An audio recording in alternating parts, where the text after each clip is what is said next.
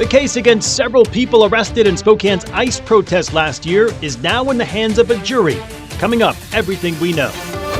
Another body has been found at the Longview chemical implosion site, raising the death toll to 2. The latest details tonight.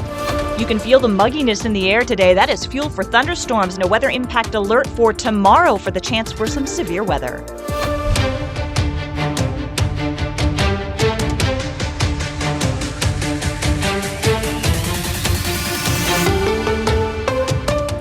Good evening and thank you for joining us for KREM 2 News at 5 tonight. I'm Mark Hanrahan. The federal trial of the 3 ICE protesters here in Spokane is wrapping up. The case has just gone to the jury. Both the defense and prosecution gave their closing arguments earlier today. KREM 2's Regan Gallo was there today and brings us the latest. Regan? Well, after nearly 2 weeks of testimony, the jury heard closing arguments from attorneys representing Jack Archer, Bajun Mabawala, and Justice for All, along with the state's closing statements and rebuttal. Now, the defense argued there was no conspiracy against officers and that people attended the protest for different reasons. The defense also claimed federal officers helped instigate the violence. Now, Justice for All's counsel said they were not part of any group attending to be arrested for civil disobedience. For Bajun Mabawala, counsel argued he did not encourage the crowd's actions but attended the protest on his own accord after feeling compassion for the cause. As for Archer, the defense argued he took steps to maintain safety and to discourage violence. Now, in response, the prosecution argued video footage showed coordinated communication within the crowd and that officers tried to verbally de-escalate the situation to no avail and before reasonably feeling threatened. Now, again, the jury is still deliberating and there is no verdict at this time. The jury has been excused at this hour at 5 o'clock. Hopefully, we will hear about a verdict possibly tomorrow. For now, I'm reporting in Spokane. Regan Gallo, KREM 2 News. All right, Regan, thank you very much. We're going to shift gears here briefly and get our first check at the forecast at 5 o'clock with meteorologist Michelle Boss. Standing by in the Outdoor Weather Center. Michelle, much warmer today compared to yesterday, but that today came along with some humidity. Yeah, and we're going to get even warmer tomorrow. In fact, warmest temperatures of the season are likely in the middle and upper 80s.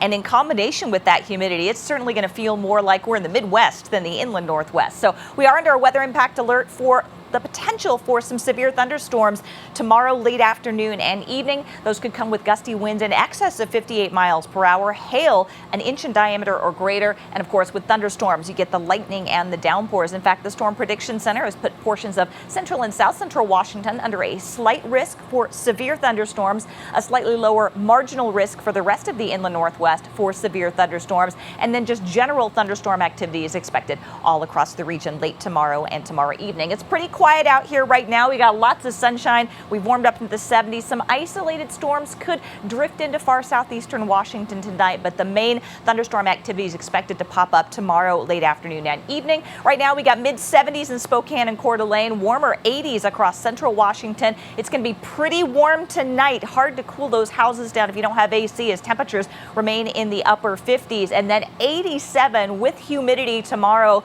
with thunderstorms possible tomorrow evening. We will cool it down as we head into the weekend. Highs on Saturday and Sunday will likely be in the 60s. Thank you very much, Michelle. We'll check back in with you later in the broadcast tonight. At least 2 people have died. 9 workers remain missing after yesterday's implosion at the Nippon Dynawave paper mill in Longview. 7 people remain hospitalized. A federal investigation is now underway and members of the Washington National Guard are assisting recovery teams. According to our Portland sister station, the chemical leak has made its way into the Columbia River, but officials say they don't know yet the extent of the impact. Kyle Lavoshi with our Portland sister station goes over the troubled history of the paper mill, including environmental issues and fines. Before investigators even arrived at the scene of a deadly chemical tank implosion, federal and state records indicate there was trouble at the Longview paper mill. Over the past decade, records show, the state of Washington has taken formal enforcement action against Nippon Dynawave Packaging 18 times for environmental issues, with fines totaling more than $43,000. The biggest penalty came in 2018 when the company released air emissions above the specified limits, resulting in a $9,000 fine.